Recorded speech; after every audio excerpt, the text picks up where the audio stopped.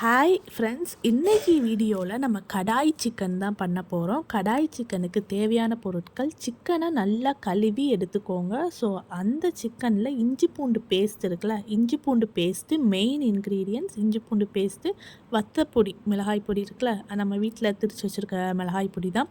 So chicken பொடி அதெல்லாம் add பண்ண தேவையில்ல. மிளகாய் பொடி, கொஞ்சோண்டு பெப்பர், மிளகு சீரகம் பொடி அது போட்டுருங்க. போட்டுட்டு தயிர் கொஞ்சம் ஆட் பண்ணிவிட்டு உப்பு ஆட் பண்ணிடுங்க. அதுக்கப்புறம் லெமன் ஜூஸ் இருக்குல்ல, லெமன் ஜூஸை புழிஞ்சு விட்ருங்க. முட்டை அதெல்லாம் ஆட் பண்ண தேவையே இல்லை. இது மட்டும்தான் ஆட் பண்ணி நல்லா அந்த சிக்கன் எல்லாத்துலேயும் விரவிடுங்க. நல்லா விரவுனக்கப்புறம் இதை அப்படியே எந்த ஒரு டிஸ்டர்பும் இல்லாமல் தனியாக எடுத்து வச்சுருங்க. இந்த தயிர் ஊற்றுறது ரொம்ப மெயின். தயிர் இல்லாமல் இதை செஞ்சிடாதீங்க.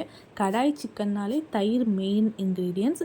ஸோ இப்போ ஒரு கடாய்க்கு நம்ம தேங்காய் எண்ணெயில் தான் இதை செய்ய போகிறோம். ஸோ தேங்காய் எண்ணெய் வாசம் அப்படியே கமகமன்னு இருக்கும். தேங்காய் எண்ணெயை நல்லா ஊற்றிக்கோங்க. எண்ணெய் காஞ்சதும் சோம்பு, ஒரு ஸ்பூன் சோம்பு போட்டுக்கோங்க. ஒரு கொத்து கருவேப்பிலை ஆட் பண்ணிக்கோங்க.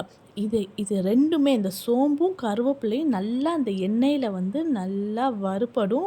அந்த ஸ்மெல்லே அவ்வளோ சூப்பராக இருக்கும். ஸோ இப்போ நல்லா காஞ்சதும் நம்ம இந்த சிக்கன் விரவி வச்சுருக்கோம்ல, எந்த ஒரு டிஸ்டர்பன்ஸும் இல்லாமல் அப்படியே அந்த மசாலாவோடு அப்படியே நம்ம எண்ணெயில் போட்டுடுறோம். ஸோ திருப்பிடவோ அதை கிண்டி விடவோ எதுவுமே பண்ணாதீங்க.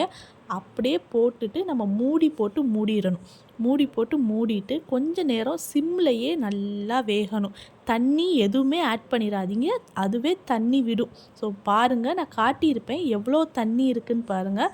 ஸோ அந்த எண்ணெயும் அந்த நம்ம சிக்கனில் அந்த மசாலாலாம் போட்டிருக்கோம்ல, அதுவே போதும். தண்ணி ஊற்றிடாதீங்க. தேங்காய் எண்ணெயிலே நல்லா அது ஃப்ரை ஆகிட்டே இருக்கணும்.